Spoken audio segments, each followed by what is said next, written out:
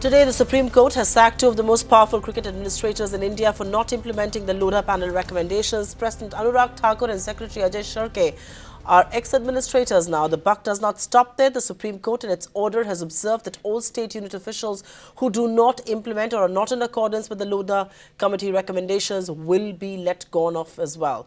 These developments have come 2 years after the Lodha panel was appointed in the wake of the IPL corruption scandal. What will be the repercussions of the Supreme Court's order, and is this the beginning of the cleanup of the world's wealthiest cricket board? We're joined by four very eminent guests who are joining us right here on ET Now. Mr. Soli Sorabji, Mr. Harish Salve, Shailendra Singh of Percept Holdings, and of course Santosh Desai, brand commentator. Thanks very much each one of you for being with us. I really first want to focus on the cleanup of the BCCI, and let me just ask the two legal eagles who are with us on the channel. Mr. Salve, if I may begin with you, is this really the cleanup of the BCCI? You know, in the past, they haven't really seen eye to eye. There's been a lot of circumventing of regulations by the Supreme Court.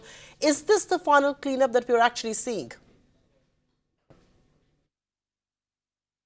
Well, to continue with your cricketing analogy, the BCCI in the past has not played ball, but this time I think they've been stumped. So it's a final order of the highest court of India, who has been trying to persuade the BCCI to accept the Lodha recommendations. And I think last couple of times the persuasion got almost to a direction. And the BCCI, I think in its last response, I'm not very sure about this, but I'm going by what I read in the newspapers. The BCCI in the response said a firm no, and the Supreme Court has now said a firm yes. So I suppose the Lodha panel will kick in. Once those recommendations kick in, the office bearers will obviously have to vacate office if they are either 70 or hold political office, etc.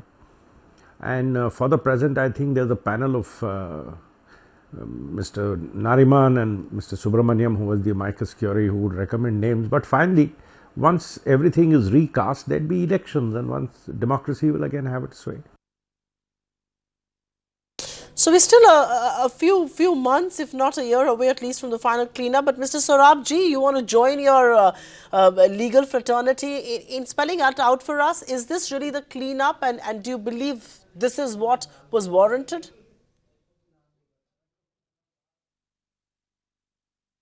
Well, the Supreme Court gave those directions, and those directions were given with a view to clean up the BCCI.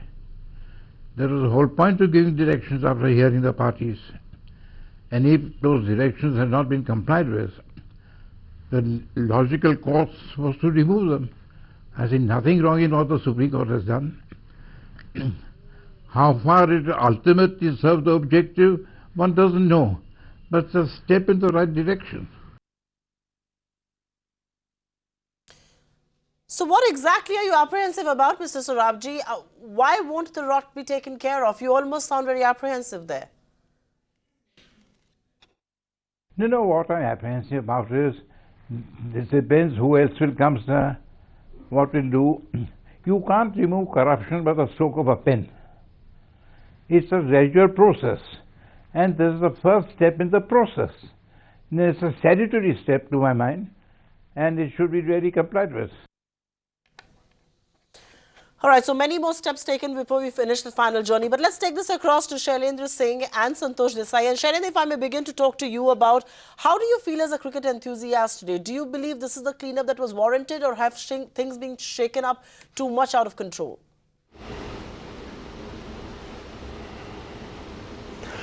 To be honest, I'm just not a cricket enthusiast. I spent 2 decades raising close to $2 billion for Indian Cricket Board. And in this experience of 2 decades, I've been through huge amount of sort of power play in the corridors of BCCI. So my experience tells me that my learnings in this 20 years of dealing with BCCI and getting them the team sponsorship, buying rights, etc.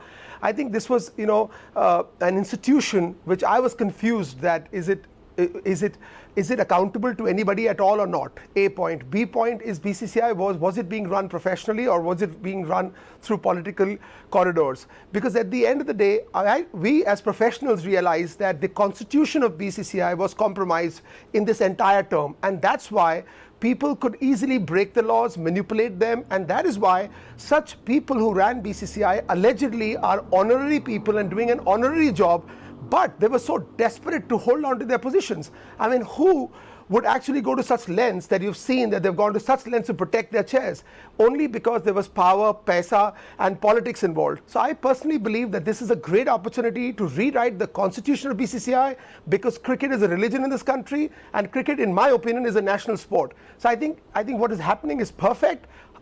It should have been done a long time ago, but I believe that we have to go beyond the Lodha Commission and actually rewrite the constitution of BCCI so this never happens in the future and nobody actually molests or compromises a sport that we call a religion in this country. Oh, absolutely. And people in India worship their cricketers, don't they? But Santosh Desai, you agree with that the nexus of the political class, the corporate and the gaming community became so big and it's so entrenched the mess that you really need a shake-up. You really needed a cleanup of sorts. But the question really is this the cleanup that's warranted?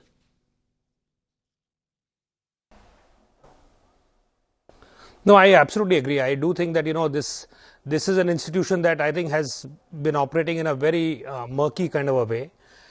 It's an alignment in a close club where, it's very unclear as to, how decision making takes place, and therefore the idea of a cleanup, I think, was overdue. So I absolutely think that this is the right step to take. What follows from here on, I think, is not quite as clear. But that is fine, because I think in the first instance, dismantling a system like this is important. It is important, of course, what takes its place. But for now, I think this is a very important first step that needed to be taken and has been taken. All right, so it's an important first step, but let me just stay with both you and Shailendra for now. Shailendra, you made this point of power, paisa and politics, and that's what cricket in India had come to be. My larger question is that the BCCI is not accountable to anyone.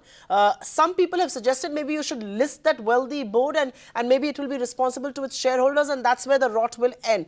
Is that a viable option at all? I mean, who should the Board of Cricket Control in India be accountable to? I mean, first of all, I think the decision that the nation needs to take is that whether cricket that is being run by BCCI, is it a national sport or is it an independent sport allegedly representing the country? So I think we need to decide this, because obviously it's a national sport because it plays and represents the nation at the World Cup and Asia Cup and all prestigious formats of world competition. So that's point number one. Point number two that you mentioned about, how do you take this forward? So to be honest, there are two parts to it. I mean, one is strategic and one is something that is executionable. So in terms of execution of BCCI, I believe it's got to be horses for courses. So professionals need to run BCCI, people who are qualified, who understand the sport and the business of sport. And I truly believe that people who know the sport should be at the top, because I think they will understand the sanctity of the sport and protect it the way it should be done. Lastly, the point that you mentioned about listing, we spoke about this about IPL 3 years ago when Lalit Modi exited. And I think, please understand that IPL is a very, very valued intellectual property created out of India, which is being consumed by the whole world. But single trading hasn't taken place. So there's all perception of IPL, allegedly, that IPL is the hot property. It's valued at 5,000 crores and 300 crores a team and whatnot.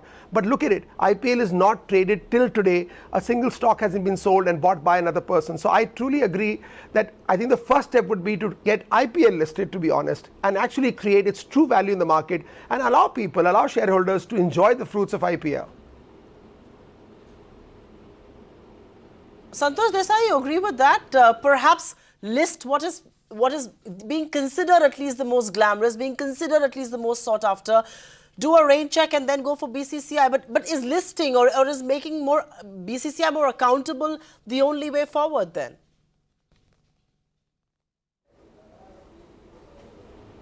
It is. I think it is about finding the right institutional mechanisms to make it more accountable. To run the IPL in a commercial way with commercial sort of standards of accountability is a viable kind of an option, given that it's a commercial property. But one must emphasize that the responsibility of the board is not only to cricket as a commercial enterprise, but to the sport itself. And I think therefore in as much as that is concerned, I mean, insofar as that is concerned, I think I would say that there, as befitting the fact that it is a national sport, an independent sort of a governance a mechanism needs to be found, which allows the board of BCCI to promote the cause of the sport overall in the country, while having a system which across the world you have professional sporting bodies that are run by professionals and have a degree of accountability that is certainly higher than the BCCI. Unfortunately, in India, the problem is that there is no mechanism across any sport that seems to be worth emulating. So this is about actually inventing from sort of ground zero a mechanism to make sport both something that is a viable, healthy enterprise as well as something that is accountable. We don't have templates in India that can be followed. We have to create new templates here. I'm tempted to ask the question about money, and is there too much of it riding on cricket? I'm going to come to both of you just back in a bit, but Harish Salve, what kind of administrators, I mean, Amicus Curiae, Fali Nariman and Gopal Subramaniam are supposed to identify the kind of administrators who should be running cricket in this country, or at least the board, but what kind of administrators do you believe that the world's most profitable cricket board needs at this stage? Professional administrators who hopefully will be put in place. Once you've cleaned up the constitution of the state boards, you would automatically have cleaned up the constitution of the BCCI. Once you've cleaned up the constitution of the BCCI, they will find the best people to run the board. For years, the BCCI ran without any complaint.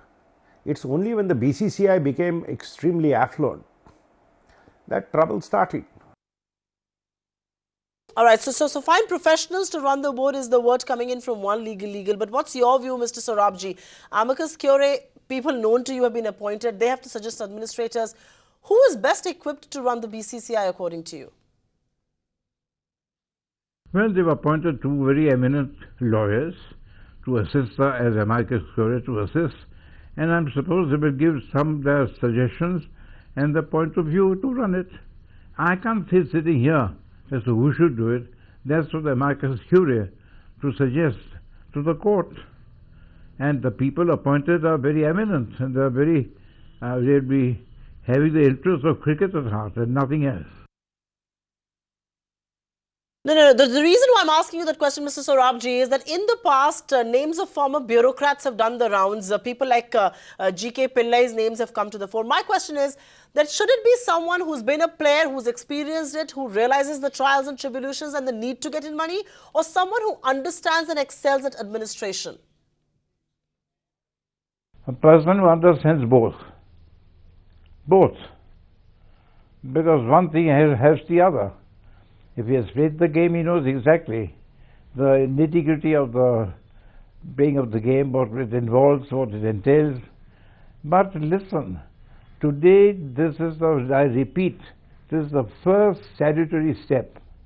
And I think I, for one, welcome it, and I hope it leads to really cleaning up the board of undesirable elements. People who have no love of cricket are not there for the cause of cricket.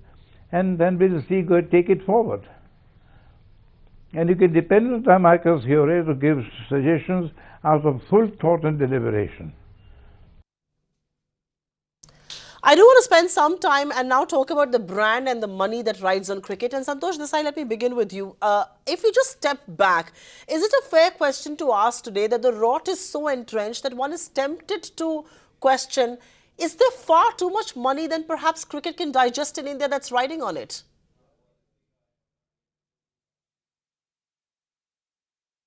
Well, yes, certainly that is a variable. I mean, the fact that there is so much money is a reason why, as was pointed out, I mean, till a few years back, we didn't have these kind of questions of the BCCI, and we have them today because of the kind of money involved, and therefore that is a variable. And if anything, that just points to the fact that the need for governance mechanisms is that much stronger because of the money and the fact that there is no accountability that the board has today. So I think getting the constitution sort of, in a sense in place becomes, I think, a very, very important step, particularly because there is money involved. And we aren't going to step back from that. It's not as if cricket is going to attract less money. It is only going to become more commercially viable and more attractive. And therefore, It just needs to strengthen institutions. Otherwise, this is waiting to happen and it will happen again. That's a fair point, that you need institutions. Money perhaps is not the bad thing. Sharon Singh, come in on that. Two questions there then. Is too much money riding on cricket? Or is it okay, let there be so much money, but let there be stronger institutions? And the other part, I think we need to take this discussion a little forward, is what happens to cricket? What happens to the big revenues that cricket garners in due to a controversy like this, where the entire board is being asked to step down because they are in violation of what the apex code for the country needs the board to do? I think a couple of things that I want to highlight. The previous panelists said something about the sports. I just want to put a comment out there that any sport on the planet is a combination of passion and profession, and that's why I think it's really critical. And we have to see one pattern. All top cricketers, Sunil Gavaskar, Kapil Dev, Big Vengsarkar, all have stayed away from any administrative role with the board. Why? They've all selected to be commentators, coaches. They've stayed away from administration because the administration was run through politics and politicians. That scares all athletes on the planet. Game over. Second point is that if you really want to understand how to run this board, of course, what is happening are the first steps, and they're brilliant. I welcome the judgment. But the point is that there are way too many examples on the planet, whether it's the club culture in Europe, the football culture, or any other sport in the world. There enough exists on the planet on how potentially BCCI should move forward. Point number 3, the reason this all came to the highlight was because IPL brought in a valuation which is unprecedented, and it also brought in the aspect that cricket was a sport before and IPL transformed it into a profession. So finally, households in India, the parents told their children that go take cricket, make it your profession, because they saw money in it, they saw glamour in it, they saw fame in it. This is a proud moment for us because this is homegrown, and India has created cricket into such a powerhouse of money, fame, and why not? It's a cool thing. But I think accountability, transparency is an issue just not for cricket but for all sports. I don't understand the reason why the government of India is fine with politics involved in sport. Why are politicians heading these federations? For God's sake, they have other things to do to develop the country. Leave the sports alone to people who know how to run sports.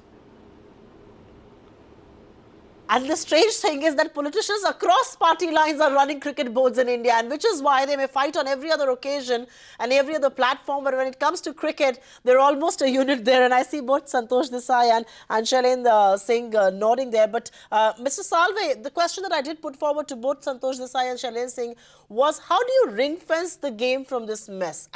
And the larger question also is, what will be the impact of this on cricket revenues? So two questions there. How does one ensure ring fencing the beautiful game that we all enjoy from the mess that the Board of Cricket finds itself in? See, let me tell you something. The way the Indian team has refreshed itself from time to time, and today I think India once again is the world's #1 cricket team, or close to that, is because by and large the commerce of BCCI and the commerce of cricket has encouraged a large number of talented youngsters who play cricket on the streets and back alleys to dream of playing higher and higher levels of cricket. And in the game as which it is now structured, it is pretty much on autopilot. So if for the next few years, it takes a year or two for BCCI and the state associations to recalibrate themselves, I think on the architecture of the game as it is today, with the ICC on the one hand, of how tests are played on the other hand, everything will be fine. And if you in fact clean up the selection process further, and one thing which I hope they have abolished, even not just on paper but also abolished in reality, is area-wise quotas. 11 of the best Indians or 14 of the best Indians should be on the Indian team. Doesn't matter if there are 6 of them from one city. Who cares? So, if once all these processes are cleaned up and you have a bunch of professional test players who do this, and I also felt BCCI makes so much money. Instead of 5-star holidays for people, if it spends that money on running coaching camps and academies, if it spends that money on giving retirement pensions to ace cricketers, I think it would do itself a lot more good. So I don't think the balance sheet is really going to suffer unless the BCCI is on a death wish and decides to kill the game just because the old system has been demolished. Santosh Desai, you agree with that? That the balance sheet of cricket or the BCCI may not suffer at all unless, of course, the BCCI wants to ruin it. You don't believe controversies like this, or even in the past when we've seen IPL being in a mess, having any impact on brand cricket or brand IPL or brand BCCI? No, I mean, it's hardly as if, the BCCI was the reason why, cricket was a lucrative sport in India. The cricket is what it is because of the fact that there is, people in India are passionate about the game. And it is, as everyone says, a religion. So so the role of the BCCI to a certain extent has been certainly, certain commercially viable properties have been created. But otherwise, it is, the fact that there is a cleanup that is on the cards is extremely unlikely to make any difference to the viability or the attractiveness of the sport. I think what the opportunity now, one neglected aspect of the BCCI's role is that over a period of time it became a quasi-commercial organization with far too much invested in the commerce of the sport. And I think the fact that there is a grassroots role that it needs to play, I mean, its role is not only to milk the sport for what it is worth, but it is in fact to develop the sport. And I think that is something that in the last few years, in fact, was a role that it was not playing. So I think this cleanup, apart from the fact that it will not harm the sport in any way in the short run, I in fact see it potentially being very good for the sport in the long run in terms of its developmental aspects. That's a fair point indeed. You just can't be corporatizing and getting in the big money. You also need to do some things at the ground level. But Shailendra Singh, and with both you and Santosh, I do want to talk about the names that are doing the rounds, from a Saurav Ganguly to Shivlal to Brijesh Patel. Are these names that find favor with people like yourselves who are invested in the game, not just as an enthusiast, like you said, Shailendra?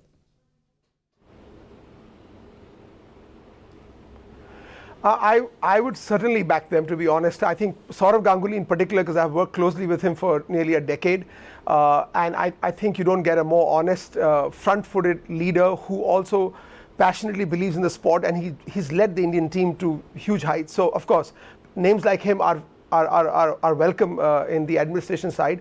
But one word I feel which is crucial, like you would hold Dhoni or Ravindra Jadeja or Sachin Tendulkar or Virat Kohli accountable for their performance on the field, we have not held BCCI or any of its officials ever accountable for the mess that they have created, to be honest. Nobody's ever gone to jail, nobody's been sacked, nothing has happened in the BCCI. To the extent that, I mean, the controversies of BCCI have created national news for years and years and years, but nobody's got punished. So I think the one thing that going forward, I welcome the decision by Supreme Court, but going forward, if accountability is made a factor on the field, it should also be a factor off the field. So to sum it up, it would be awesome if established cricketers like Saurav Ganguly come into administration. It would be fantastic. Santosh, you agree that the way forward has to be that you have to hand over the game back to people who've played it, back to people who know how it works, what it takes to be on the field with a billion hopes riding on you. What is it to falter? What is it to fail or to accomplish?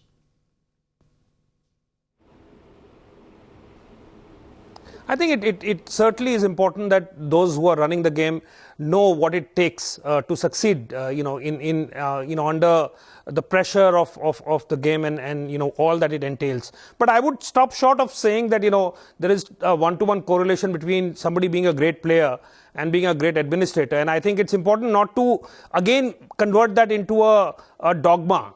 I think administrators across the world, sports administrators across the world, certainly understand the game and its nuances extremely well. But it is not necessary for each and every one of them to have performed at the highest level, at a certain level of proficiency. So I think, yes, it's important. Passion, knowledge, all of this is important. But I would not be dogmatic about it in a narrow way. I guess that's the balancing act that the board will need to do. But quick closing comments from both Mr. Salve and Mr. Sorabji. Mr. Salve, is there any legal recourse that the ousted management now has? I mean, they've in the past circumvented what the Supreme Court has said. But as of now, do they have any other legal recourse?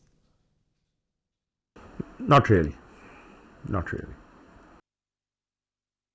Okay, so no legal recourse there. But Mr. Sorabji, last word to you then for being the elder statesman on this show this evening. Is there a larger message? I mean, forget about the game, forget about what has really happened. Is there a larger message that the Supreme Court is sending to the political class here, which is just so entrenched with the game in any case? Government's not sending out any message. Yeah, okay. Yeah, but in a way it's a message that politicians shouldn't meddle in matters of which they have no knowledge or which they are not acquainted with for the other ulterior motives or the collateral reasons. That may be a message at all, it's a message. One thing, we must welcome this. This is a good beginning, and I hope it's followed up with other measures which will really clean cricket, restore the glory of cricket, and hearten the hearts of everyone who loves cricket and has watched cricket, as I have done since I was 12 years old. Actually, as all of you have done ever since you were very young, and so have I. But thanks very much, Santosh Desai, Shailendra Singh, Harish Salve and Soli Sorabji for being with us as we discuss and debate how BCCI has been totally bowled out. Thanks very much, viewers, for tuning in.